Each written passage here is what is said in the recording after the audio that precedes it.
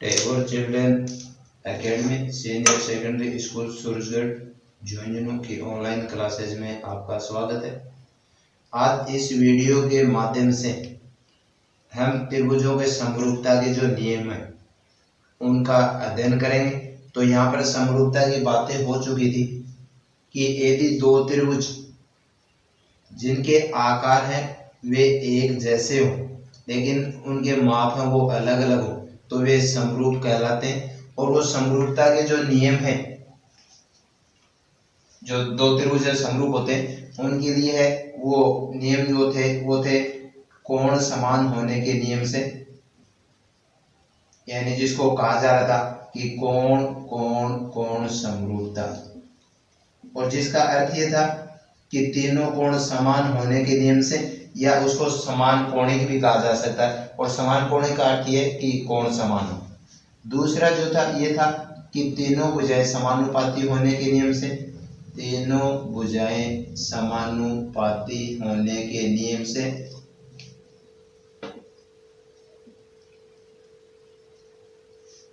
या यूं कहते तीनों भुजाएं समानुपाती हो। और तीसरा जो नियम है ये था कि दो भुजाएं समानुपाती हो, समानुपाती एवं उनके बीच का जो कोण है, उनके बीच का कोण समान। तो यहाँ देखिए उस समरूपता के लिए आपके पास में तीन नियम है। एक नियम है कोण कोण कोण समरूपता। इसका अर्थ है कि एक त्रिभुज के तीनों कोण दूसरे त्रिभुज के तीनों कोणों के बराबर हो तो उस स्थिति में उसको कहते हैं कोण कोण कोण समरूपता, जिसको छोटे रूप में ए नियम कहा जाए। इसी प्रकार से तीनों भुजाएं समानुपाती हो, यानी एक जो आपको दो त्रिभुज दे रखे हैं उनकी संगत भुजाएं समानुपाती हो, तब उस स्थिति में उसको भुजा भुजा भुजा नियम या छोटे रूप में उसको एस नियम कहा जा रहा है। और यहाँ पर दो भुजाएं समानुपाती हो और उन दोनों भुजाओं के बीच का जो कोण है वह बराबर हो तो उस स्थिति में इसको एस नियम से और समरूप कहा जाता है। तो यहाँ पे समरूपता जो त्रिभुजों की समरूपता है उस समरूपता के तीन नियम है कोण कोण कोण समरूपता, तीनों भुजाएं समानुपाती हो और दो भुजाएं समानुपाती और उनके बीच का कोण समान हो तो वे त्रिभुज समरूप कहलाते हैं। आज उन समरूपता के नियमों का यानी उनसे संबंधित जो प्रमेय है उनको हल करेंगे। तो सबसे पहले देखिए कोण कोण समरूपता को हल करें तो यहाँ पर कह रहा है कि दो त्रिभुज समकोणिक है, और उन दो त्रिभुज समकोणिक होने का अर्थ हो गया कि उनके कोण बराबर है। तो आपको सिद्ध करना है कि त्रिभुज समरूप होते हैं, यानी दो त्रिभुज आपके पास है समान कोणिक त्रिभुज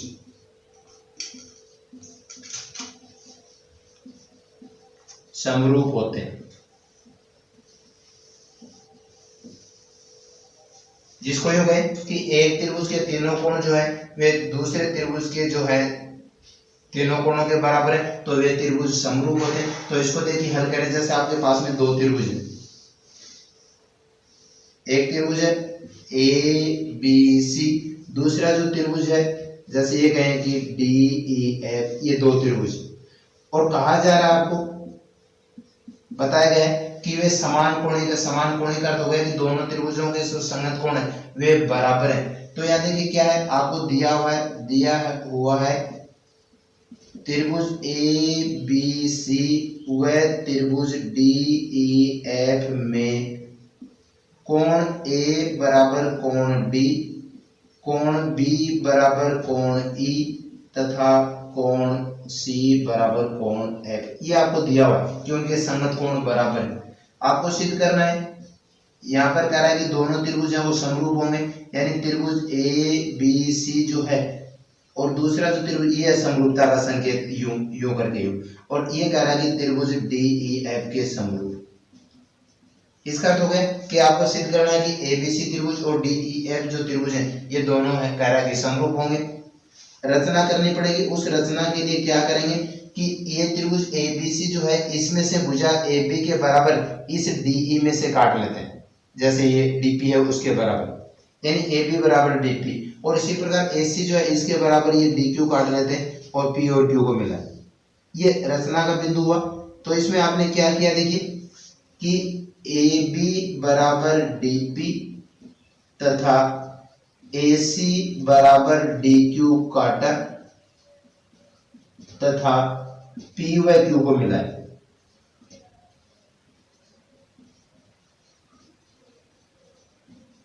यहाँ क्या किया गया कि ये ए बी जो था इसके बराबर इस डी ई में से भुजा काटी गई जिसको डी पी कहा गया। इसी प्रकार ए सी इसके बराबर डी क्यू काटा गया और फिर पी और क्यू को मिलाया गया। अब यहाँ पे उपपत्ति के पद में देखिए कि उसको कैसे हल करें। तो यहाँ पर उपपत्ति का जो पद है उसमें आपके पास में इस त्रिभुज ए बी सी को और इस त्रिभुज डी पी क्यू को सबसे पहले क्या करते हैं, सर्वांग समसिद्ध कर लेते हैं। त्रिभुज ए बी सी और दूसरा जो त्रिभुज है डी पी क्यू, इन दोनों त्रिभुजों को सर्वांग समसिद्ध करें। तो सर्वांग समसिद्ध करें तो देखिए ये जो ए पी है वह डी पी के बराबर काटा गया है, ए बी बराबर डी पी रचना से, रचना में आपने उसके बराबर काटा इसको। इसी प्रकार ए सी जो डी क्यू के बराबर है और कोण ए जो है कोण डी के बराबर आपको दिया हुआ है, कोण ए बराबर कोण डी दिया हुआ है कि संगत कोण है वे बराबर है। और तीसरा जो कह रहा है कि ए सी बराबर डी क्यू, ये भी रचना से, जैसा कि आपने रचना में किया था कि इस ए बी के बराबर डी पी काटा है, ए सी के बराबर आपने डी क्यू काटा, तो ये रचना से हो। और यहाँ पर इसको देखिए आपके पास में दो भुजाएं और एक कोण, इसलिए एस ए एस नियम से, और इस एस ए एस नियम से दोनों त्रिभुज हो गए सर्वांगसम। त्रिभुज ए बी सी सर्वांगसम त्रिभुज डी पी क्यू। और जैसा कि आपने पढ़ा था कि यदि दो त्रिभुज सर्वांगसम होते हैं जिसको आपने सीपीसीटी नियम कहा था, सीपीसीटी नियम से, और उस सीपीसीटी नियम से ये त्रिभुज और ये त्रिभुज दोनों सर्वांगसम होते हैं, इनके संगत जो अवयव है, तो संगत अवयवों का अर्थ हो गया कि ये जो इसका कोण बी जो है ये कोण इसके बराबर हो, कोण बी बराबर कोण डी पी क्यू। और इसी प्रकार से ये जो कोण सी है तथा कोण सी जो है, कोण सी बराबर कोण डी क्यू पी। अब ये कह रहा है कि इस संगत अवयव बराबर होने का अर्थ होगा कि कोण पी है वो पी के बराबर और कोण सी है वो क्यू के बराबर। और आपको दे रखा था कि चूंकि कोण बी जो था वो ई के बराबर था तथा कोण सी जो था वह एफ के बराबर था। अब देखिए यहाँ पर कोण बी जो डी पी क्यू के बराबर है, इसका मतलब हो गया कि कोण ई जो है वह भी क्या हो गया, ये जो कोण ई है डी पी क्यू बराबर, इसलिए कोण डी पी क्यू बराबर कोण ई। तथा अब देखिए यहाँ पर ये कोण और ये कोण दोनों बराबर थे, दिया हुआ था आपको सबसे पहले दे रखा सी एफ के बराबर, और अभी आपने ढूंढ लिया कि सी है इस कोण क्यू के बराबर, तो इसका अर्थ हो गया ये कोण और ये कोण भी बराबर हो। तथा कोण डी क्यू पी जो है वह कोण एफ के बराबर। अब देखिए यहाँ पर ये कोण और ये कोण दोनों बराबर हो गए, ये कोण और ये कोण दोनों बराबर हो गए, और ये कोण बराबर तभी होते हैं जब ये रेखा यानी संगत कोण, और ये संगत कोण तभी बराबर होते हैं जब ये रेखा और ये रेखा दोनों के दोनों क्या है, समांतर है। तो यहाँ पर आपको मिला,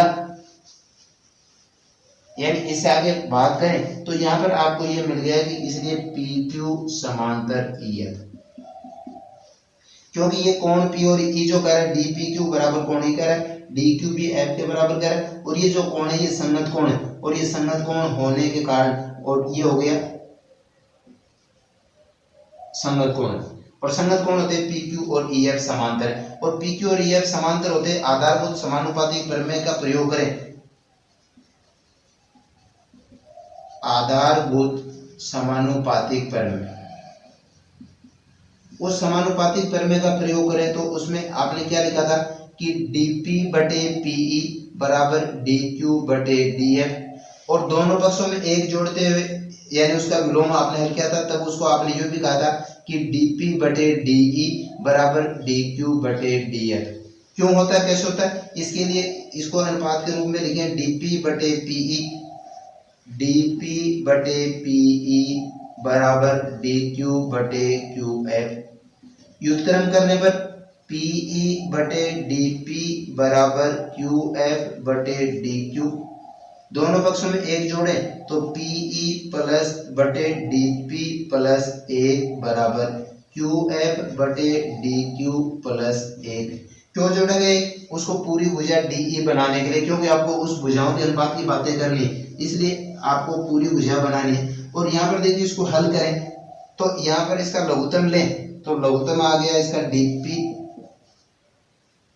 पीई प्लस डीपी बराबर, यहाँ लघुत्तम आ रहा है इसका D Q Q F plus D Q. अब देखिए क्या करती है पीई प्लस डीपी, ये कह रहा है कि ये पीई प्लस ये डीपी जो है मिलके हो गया डीई के बराबर, डीई बटे डीपी बराबर, और क्यू एफ प्लस डी, ये क्यू एफ और प्लस डी क्यू जो है ये हुआ डी एफ के और बटे में डी क्यू। और यहाँ पर इसका वापस व्युत्क्रम करें तो dp बटे de बराबर dq बटे df। अब देखिए यहाँ पर ये जो dp जो था वह किसके बराबर था ab के, इसलिए इसको ab में परिवर्तित कर दें क्योंकि dp जो था आपने रचना में ab के बराबर काटा था, और इसी प्रकार से जो dq जो था वह dq बराबर ac। अब इनको परिवर्तित करें तो ab बटे de बराबर, और यहाँ पर dq जो उसको ac कहें तो ac बटे df, और जिसको नाम दे दे समीकरण नंबर 1।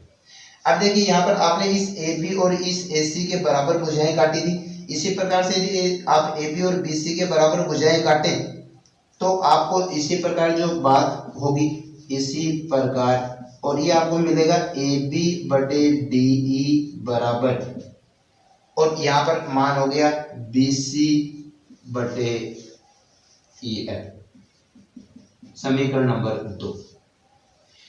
कहने का तो अभी आपने जब ab और ac के बराबर भुजाएं काटी हैं तब तो आपको मिला ab बटे de बराबर ac बटे df, और यदि आप ab और इस bc के बराबर भुजाएं इसमें से काटेंगे तो आपको प्राप्त होगा ab बटे de बराबर bc बटे f। और यहाँ 1 और 2 की तुलना करें, समीकरण नंबर 1 और 2, और उस 1 और 2 से देखिए ab बटे d ये ac बटे df के बराबर भी है, bc बटे ef के बराबर भी है, तो समीकरण नंबर 1 और 2 से, समीकरण नंबर 1 और 2 से, और मिला आपको कि ab बटे de बराबर bc बटे ef बराबर ac बटे df। और ये जो था ab बटे de बटे बराबर bc बटे ef बराबर ac बटे df, ये तीनों भुजाएं समानुपाती होने का नियम था, और इसलिए त्रिभुज abc और त्रिभुज df जो है वे क्या हो गए समरूप। तो ये था कि यदि दो त्रिभुज समान कोणिक हो, समान कोणिक का अर्थ है कि उनके तीनों कोण अलग अलग बराबर, जैसे a d के बराबर कह रहा है, b e के बराबर कह रहा है, c f के बराबर कह रहा है, तो उस स्थिति में त्रिभुज जो होते हैं वे दोनों समरूप होते हैं। तो इस प्रकार इसको हल किया जा सकता है, क्योंकि जो बोर्ड एग्जाम की दृष्टि से ये समरूपता की जो बातें हैं इनको विशेष ध्यान में रखते हुए यहाँ पर इनसे संबंधित जो प्रमेय है उनका आप अध्ययन करिए ताकि उनसे संबंधित क्वेश्चन सॉल्व करने में दिक्कत है। तो ये थे प्रमेय जिसका नाम था कि यदि दो त्रिभुज समान कोणिक हो तो वो त्रिभुज समरूप होते हैं। दूसरी जो प्रमेय थी वो अभी आपने देखा था एस एस एस समरूपता, जिसका अर्थ था कि एक त्रिभुज की तीनों भुजाएं जो हैं वो दूसरा जो त्रिभुज था उनकी संगत जो भुजाएं, यानी दो त्रिभुजों की संगत भुजाएं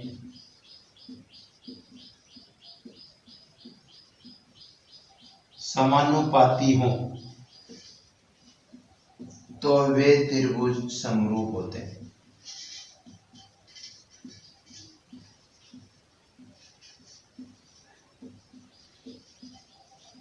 ये इसका एस एस एस जो है उसका सरलीकरण कि उसका अर्थ क्या होता है। तो यहाँ पर एस एस एस समरूपता जो कर उसका अर्थ है कि दो त्रिभुजों की संगत भुजाएं समानुपाती हो तो वे त्रिभुज हैं वो समरूप होते हैं। तो उसी प्रकार देखिए आपको दिया हुआ दो त्रिभुज दे रखे हैं, एक त्रिभुज ए बी सी दिया हुआ है ए बी सी, और दूसरा त्रिभुज जो है ये है डी ई एफ। और यहाँ पर उस प्रमेय को हल करने का अर्थ वही है कि सबसे पहले आप देखेंगे कि आपको दिया हुआ कथन क्या है। तो आपको दे रखा है, दिया हुआ त्रिभुज ए बी सी और त्रिभुज जो डी ई एफ जो है त्रिभुज डी ई एफ में, और आपको खुद कह रहा है कि दोनों त्रिभुजों की संगत भुजाएं जो समानुपाती हैं। तो यहाँ देखिए ए बी है उसके संगत भुजा डी हो गई, तो ए बी बटे डी ई बराबर इसकी बीसी और इसकी संगत भुजा ई एफ बी सी बटे ई एफ बराबर इसकी भुजा ए सी और इसकी भुजा डी एफ ए सी बटे डी एफ। ये आपको दिया हुआ है। सीधा आपको करना है कि दोनों त्रिभुज है वो समरूप है। सिद्ध करना है त्रिभुज ए बी सी और त्रिभुज डी ई एफ जो है ये दोनों के दोनों त्रिभुज समरूप है। ये आपको सिद्ध करना है। रचना जो अभी आपने किया था वही रचना का बिंदु है कि इस एपी के बराबर और इस डीई में से डीपी काट लेते हैं, यानी ए बी बराबर डीपी तथा ये जो एसी जो है इसके बराबर इस डी एफ में से काट लेते हैं डी क्यू और तथा एसी बराबर डी क्यू काटा और साथ में आपने पी और क्यू को मिलाया तो पी क्यू को मिला।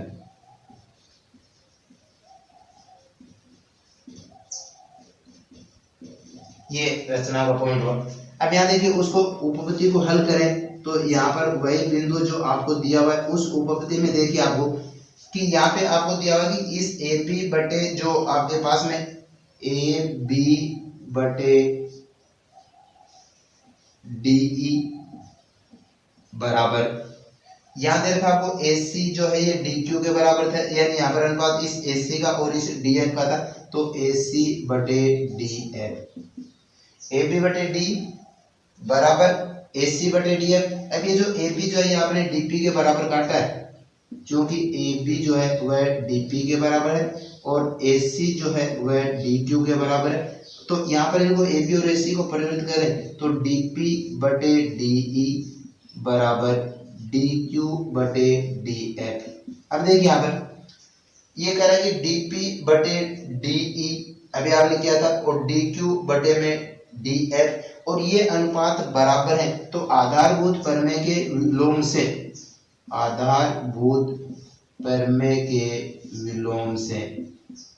समानुपाती प्रमेय के विलोम से समानुपातिक प्रमेय के विलोम से तो उसका विलोम ये था कि ये अनुपात यदि बराबर है तो उस स्थिति में ये रेखा और रेखा क्या होगी समांतर होगी और इसलिए पी क्यू समांतर ई एफ। आपने ढूंढ लिया कि उस आधारभूत प्रमेय के विलोम से और जो पी क्यू और ई एफ दोनों क्या हो गए समांतर और पी क्यू और ई एफ दोनों समांतर होते और यहाँ पर देखिए ये कोण और ये कोण दोनों क्या हो गए बराबर, यानी कोण डी पी क्यू जो है वह हो गया कोण ई के बराबर संगत कोण और इसी प्रकार से कोण डी क्यू पी जो है वह हो गया कोण एफ के बराबर जिसका नाम भी है संगत कोण। यानी ये दोनों रेखाएं समांतर होते ही और ये कोण संगत कोण हो गए, ये कोण और ये कोण संगत कोण हो गए तो ये कोण क्या हो गए बराबर हो गए। अब यहाँ पर इसको देखें तो देखिए यहाँ पर जो संगत कोण है यानी ये कोण बराबर है, ये कोण बराबर है तो यहाँ पर इस त्रिभुज को डी पी क्यू को और त्रिभुज डी ई एफ को दोनों को समरूप सिद्ध करें।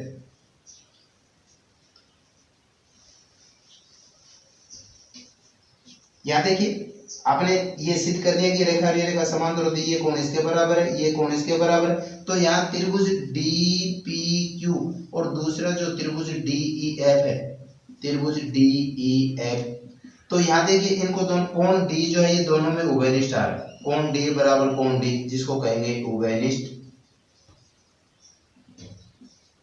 ये कोण जो है इसके बराबर है कोण डी पी क्यू बराबर कोण ई जैसा अभी आपने सिद्ध किया था संगत कोण और तीसरा जो है आपके पास में कोण डी क्यू पी बराबर कोण एफ ये भी संगत कोण हुआ संगत कोण। और यहाँ पर देखिए इस त्रिभुज के तीनों कोण जो है त्रिभुज डी पी क्यू और डी ई एफ के तीनों कोण जो है इसलिए इसको क्या कहेंगे ए नियम से और दोनों त्रिभुज क्या है समरूप।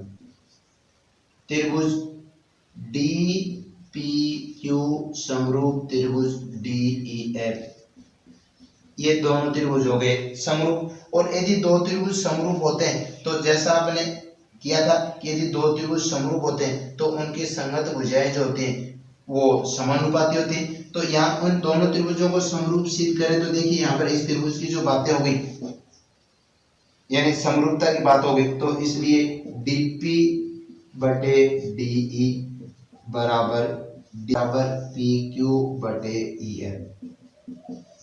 और ये जो डीपी है वह ए बी के बराबर है, इसलिए ए बी बटे डीई बराबर पी क्यू बटे ई एफ। इसको चाहे आप समीकरण नंबर 1 कह सकते हैं ताकि आपको सुविधा रहे।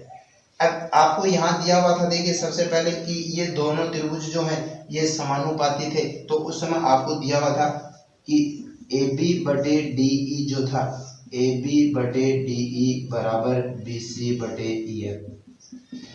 ये जो आपको दे रखा था सबसे पहले कि संगत भुजाएं समानुपाती, उस स्थिति में ए बी बटे डी बराबर बी सी बटे ई एफ, इसको समीकरण नंबर 2 कहें। अब यहाँ पर देखिए समीकरण नंबर 1 और 2 की तुलना करें तो ए बी बटे डी और ए बी बटे डी, तो यहाँ पर आपको क्या प्राप्त हुआ कि पी क्यू बटे ई एफ बराबर बी सी बटे ई एफ।